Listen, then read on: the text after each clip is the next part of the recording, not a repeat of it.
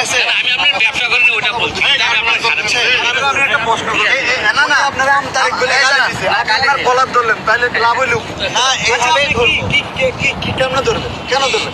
সে আপনাকে আম তারিখ বলছে, আপনি তার কলার ধরলেন, এটা আপনি তো নগদই তো তার মানে ই করে দিচ্ছেন। মানে আপনি কি এটাকে সাপোর্ট করেন? আপনারা আপনি আমার কলার ধরছেন, আমি তো আপনি কলার ধরছেন, আমি তো আপনার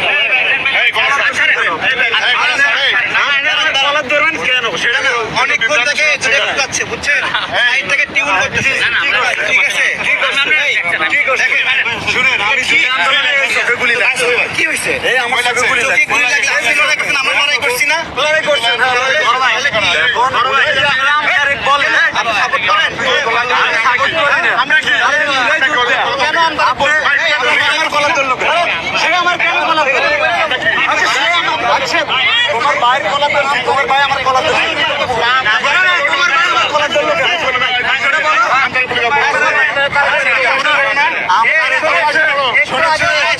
আমি তারা আম তারেক বলার কারণে ভাই রেগে যে দুইজন মানুষের কলার চেপে ধরেছে। দুঃখজনক হলো সত্য, তিনি সফল হতে পারেনি, কারণ সেখানে এক ভাই তারও কলার চেপে ধরেছে। অর্থাৎ সেখানে মোটামুটি একটু অসম্মানিত হয়েছে বললেই চলে। যদিও তার লজ্জা শরম কতটুকু আছে সে বিষয়ে আপনারা আমার থেকে ভালো জানেন। যাই হোক, এখন এখানে কথা হচ্ছে আম তারেক নিয়ে। মানে মানুষ তাকে আম তারেক কেন বলে? মানুষ তাকে আম তারেক বলে উপহাস করে। মানুষ তার কাজে কর্মে তাকে অপছন্দ করে বলে তাকে মানুষ উপহাস করে আম তারেক বলে, অথবা গালাগালিও করে।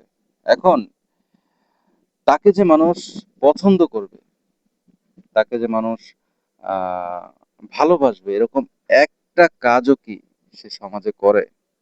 এটা আপনাদের কাছে আমার প্রশ্ন।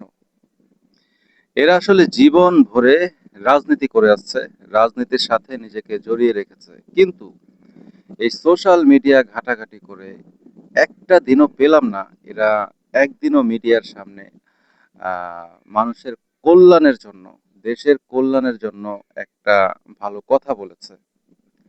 এরকম একটা ভিডিও আমি পাইনি।